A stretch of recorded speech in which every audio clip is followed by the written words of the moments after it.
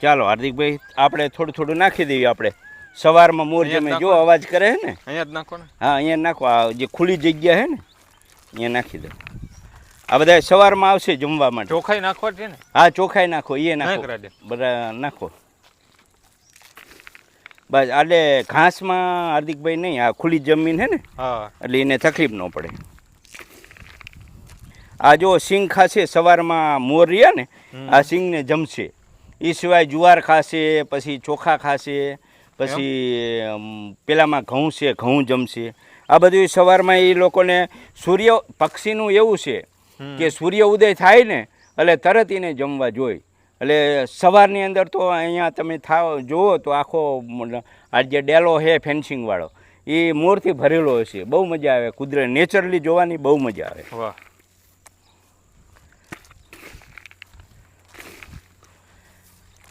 આવો નાખી દઈએ બધા આખા વાડાની અંદર. સાહેબની અદ્ભુત સેવા જોઈને આપને પણ આનંદ થયો. ને તમારી આસપાસ ક્યાંય આવું તમને લોકેશન મળે તો જરૂરથી સેવા કરજો.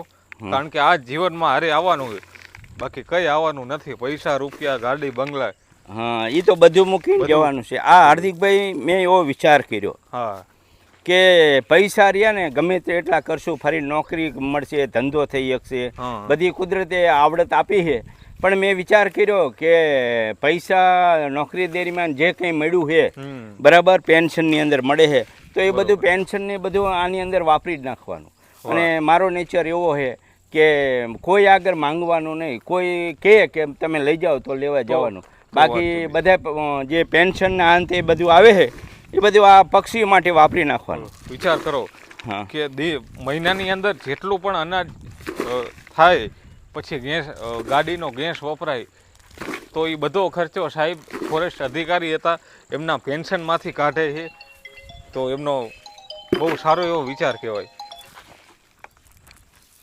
સાહેબ આપણે દરરોજનું તમે કેટલું અનાજ નાખતા હશો ને શું શું નાખતા હશો એ થોડીક ચર્ચા કરી આપ. હું દરરોજ એક તો કીડી માટે કીડિયારું લાવું છું, બરોબર. પછી ચોખા લાવવાના, ઘઉં લાવવાના, અને જુવાર લાવવાની, અને ચોખા અને બાજરીનું મિક્સ લાવવાનું, લૂજે લાવવાનું, અને બોટલ ભરી અને મૂકવાની. આવા બધી જગ્યાએ પોઈન્ટ છે ને એ પોઈન્ટ ઉપર બધી બોટલોને ટીંગાડવી પડે. અને ઘણી જગ્યા આવી ફેન્સિંગવાળો ભાગ હોય કે એવું જગ્યા હોય તો એને લૂજે નાખવું પડે, તો લૂજે નાખું છું.